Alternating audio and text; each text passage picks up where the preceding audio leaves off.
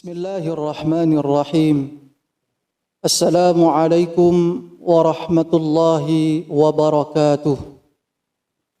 Alhamdulillahi hamdan hamda wa syukran lahu syukran syukra.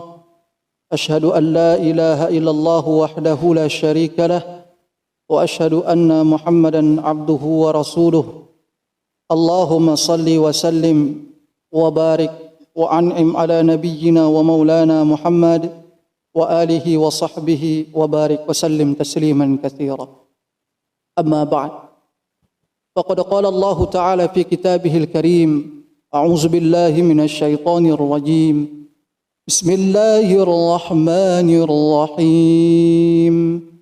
Ya ayyuhallazina amanu ittaqullaha اتقوا الله حق تقاته ولا تموتن إلا وأنتم مسلمون. وقد قال النبي صلى الله عليه وآله وسلم في الحديث الجنة مشتقة إلى 4 نفر تالي القرآن وحافظ اللسان ومطعم الجيعان وصائم في شهر رمضان. رواه أبو داود أو كما قال النبي صلى الله عليه وسلم. Ikhwas sekalian jamaah yang dimuliakan Allah Subhanahu wa taala, tidak terasa kita sekarang sudah memasuki 10 hari terakhir daripada bulan suci Ramadan. Artinya Ramadan sebentar lagi akan meninggalkan kita. Namun apakah kita akan menghabiskan Ramadan? Kita akan membiarkan Ramadan berlalu seperti itu saja tanpa ada di antara kita, di dalam hati kita, di dalam diri kita keinginan untuk mendapatkan fadilah daripada bulan suci Ramadan. Padahal Rasulullah sallallahu alaihi wasallam itu sangat merindukan datangnya bulan suci Ramadan. Hadirin yang dimuliakan Allah Subhanahu wa taala, kalau sekiranya kita mengetahui di antara fadilah daripada Ramadan, mungkin kita akan berdoa seperti Rasulullah sallallahu alaihi wasallam dan para sahabatnya.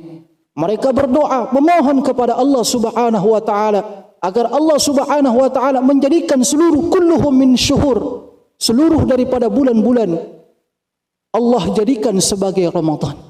Begitu besarnya fadilah dan keutamaan daripada bulan suci Ramadan. Hadirin yang dimuliakan Allah Subhanahu wa taala, di dalam salah satu hadis Rasulullah sallallahu alaihi wasallam disebutkan bahwasanya ada 4 golongan yang akan dirindukan oleh surga Allah Subhanahu wa taala. Di antara 4 golongan itu kata Rasulullah sallallahu alaihi wasallam, talil Quran. Golongan yang pertama adalah golongan yang senantiasa membaca Al-Quran. Masya Allah. Golongan yang pertama adalah golongan yang senantiasa membaca Al-Quran. Mereka yang menjadikan Al-Quran sebagai teman hidupnya. Mereka yang menjadikan Al-Quran sebagai teman akrabnya. Mereka yang menjadikan Al-Quran sebagai teman, sebagai sahabat, senantiasa mendekatkan dirinya dengan Al-Quran. Masya Allah. Sehingga wajarlah di dalam salah satu hadis Rasulullah sallallahu alaihi wasallam disebutkan bahwasanya Al-Quran itu kelak di hari kiamat akan memintakan syafaat kepada mereka yang senantiasa membaca di dunia, membacanya di dunia, senantiasa menghabiskan lembaran demi lembaran daripada lembaran Al-Quran di dunia. Bahkan di dalam salah satu hadis Rasulullah disebutkan, Iqra'ul Qur'ana fa innahu ya'ti yaumal qiyamah syafi'an li ashabi. Yang artinya bacalah Al-Quran itu, karena sesungguhnya Al-Quran itu akan memohonkan syafaat bagi mereka yang membacanya di dunia kelak di hari kiamat nanti, di mana tidak ada lagi yang bisa memberikan syafaat kecuali Rasulullah sallallahu alaihi wasallam dan ibadah-ibadah yang telah ditetapkan mampu untuk memberikan syafaat kepada mereka yang melakukan. Ini yang pertama di antara keutamaan orang-orang yang membaca Al-Quran. Kemudian golongan yang kedua yang akan dirindukan syurga, mereka adalah wa mut'imul ji'an. Mereka yang senantiasa memberi makan orang-orang yang lapar. Masya Allah. Subhanallah. Mereka yang senantiasa memperhatikan saudaranya, mereka yang senantiasa memperhatikan tetangganya. Bahkan di dalam salah satu hadis Rasulullah sallallahu alaihi wasallam disebutkan, "Man kana yu'minu billahi wal yaumil akhir falyukrim jarahu." Barang siapa yang beriman, mengaku dia beriman kepada Allah dan hari kiamat, maka hendaknya dia memuliakan tetangganya. Ini adalah salah satu di antara ajaran yang mulia dari Rasulullah sallallahu alaihi wasallam kepada kita.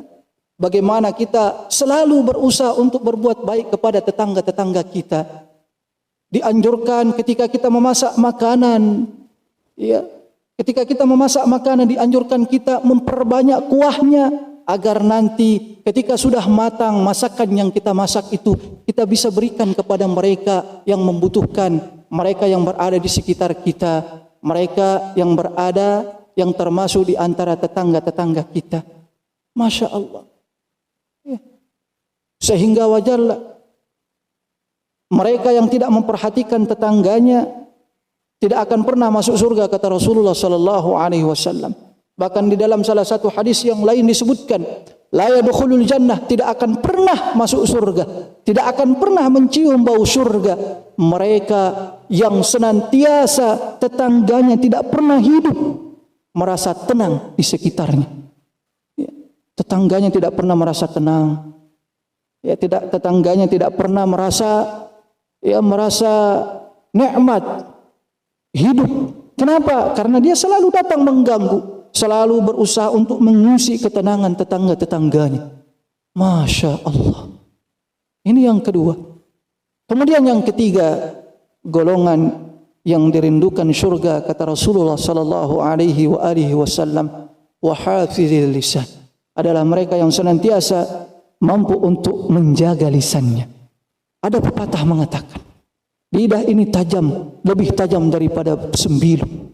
Lidah tidak bertulang, tapi tajamnya lidah bisa membelah dada-dada kaum muslimin. Dada-dada manusia ini bisa dibelah dengan lidah. Begitu tajamnya lidah. Sehingga dengan lidah dapat membuat hubungan baik antara orang tua dengan anaknya rusak hubungannya. Antara suami dengan istri rusak hubungannya. Masya Allah. Antara dia dengan tetangga-tetangganya rusak disebabkan oleh oleh lidah. Bahkan begitu dahsyatnya lidah sehingga kata Rasulullah sallallahu alaihi wasallam di dalam salah satu hadisnya, al-muslimu man salimal muslimuna min lisanihi wa yadihi. Seorang muslim yang selamat adalah mereka yang senantiasa orang-orang yang berada di sekitarnya itu senantiasa selamat dari lisannya, selamat dari tangannya, selamat dari lisannya yang selalu berusaha untuk mengeluarkan kalimat-kalimat yang kotor, mengumpat, mencela, mengejek, mendusta. Ya, ini yang pertama. Kemudian yang kedua, selamat dari tangannya. Dia tidak pernah mengganggu tetangganya, tidak pernah mengganggu saudara-saudaranya. Masya Allah. Ini yang ketiga. Kemudian yang keempat, golongan yang terakhir yang dirindukan surga adalah mereka yang senantiasa as-saimuna fi syahri Ramadan. Mereka yang senantiasa berpuasa di bulan suci Ramadan. Bahkan begitu besarnya hadiah dari Allah Subhanahu wa taala, sehingga di dalam salah satu hadis Rasulullah sallallahu alaihi wasallam disebutkan bahwasanya kelak nanti di hari kiamat ada salah satu di antara pintu surga Allah Subhanahu wa taala yang dikhususkan bagi mereka-mereka yang berpuasa. Masya Allah.